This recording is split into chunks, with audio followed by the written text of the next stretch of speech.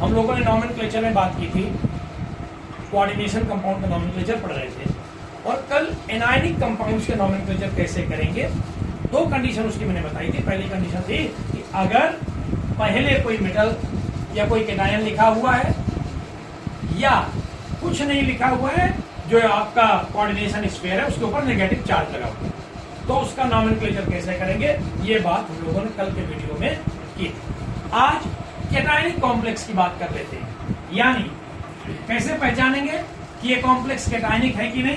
तो सिंपल सा तरीका बेटा, कोऑर्डिनेशन स्फीयर होगा, इसके अंदर मेटल, साथ में लिगेंड्स होंगे, इसके बाद काउंटर आयन होगा। चलो यहाँ क्यों माने, ये काउंटर आयन बाद में होगा। तो अगर किसी भी कोऑर्डिनेशन कंपाउंड में कोऑर्डिनेशन स्फीयर के बाद में कोई चीज लिखी है तो वो केटायनिक कॉम्प्लेक्स यानी धनायनी जटिल संकुल है, हिंदी में जटिल संकुल कहते हैं। या इसको आप ऐसे भी लिख सकते हैं कि ये यहाँ काउंटर आयन ना हो, मगर इसके बजाय क्या लगा है उसके ऊपर, पॉजिटिव चार्ज लगा। इन दोनों ही कंडीशन में नाम कैसे लिखेंगे। देखिए लिखने का तरीका वही है जो कल मैंने एक लाइन आपको बताई थी, क्या कि सबसे पहले इधर से हम लोग शुरू करते हैं और लेफ्ट से शुरू होकर राइट की तरफ चलेगा।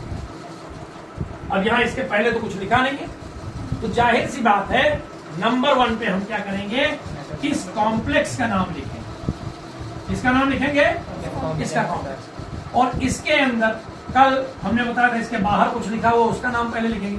तो अब सबसे पहले नाम किसका लिखेंगे, नंबर 1 पे इनका नाम लिखेंगे, किसका, लिगेंड्स का।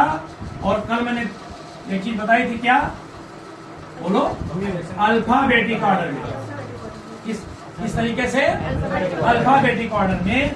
और साथ ही साथ अगर इनके साथ कुछ यहाँ पर इनके नंबर्स जुड़े हुए हैं तो उन्हें भी इंक्लूड करेंगे। जैसे अगर यहाँ 3 लिखा हुआ है तो ट्राई, सी के नाम के पहले ट्राई, ठीक है। यहाँ 4 लिखा हुआ है तो बी के नाम के पहले टेट्रा, कहीं 6 लिखा है तो नाम के पहले हेक्सा। Is it clear. तो सबसे पहले लिगेंड्स के नाम अल्फाबेटिक ऑर्डर में विद देयर रेस्पेक्टिव नंबर्स। दूसरे नंबर पर सेंट्रल मेटल का नाम, दूसरे नंबर पर सेंट्रल मेटल का नाम, जो भी नाम, ठीक है ना। तीसरे नंबर पर ध्यान रखिएगा, ये आ जाएगा इसका ऑक्सीडेशन नंबर, ऑक्सीडेशन नंबर इस ब्रैकेट, किसका, सेंट्रल मेटल, जिसका ऑक्सीडेशन नंबर सेंट्रल। और चौथे नंबर पर बेटा आपका आ जाएगा काउंटर आयन, चौथे नंबर पर ये रूप नॉमेनक्लेचर इसका लिखने। क्लियर। जैसे एक एग्जांपल बता दे, क्लियर हो जाएगा। Cu NH3 होल 4 SO4, इसका नाम लिखना।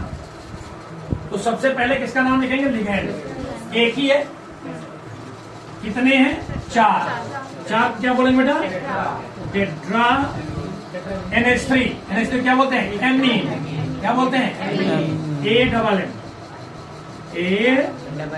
Amine, tetra amine. और तो कुछ जुड़ा नहीं है। सेंट्रल मेटल क्या है, कॉपर, टेट्रा एमीन कॉपर। अब इसकी ऑक्सीडेशन नंबर, इसकी 0 होती है, इसकी -2, उधर जाएगी प्लस का 2 हो जाएगी, तो कॉपर 2। और फाइनली इसका नाम क्या, सल्फेट। और याद रखिएगा ये SO4 तो पूरा सल्फेट है ही। मान लो यहाँ Cl लिखा होता तो क्लोराइड, और यहाँ Cl3 लिखा होता तो भी क्लोराइड लिखते, ट्राई क्लोराइड नहीं।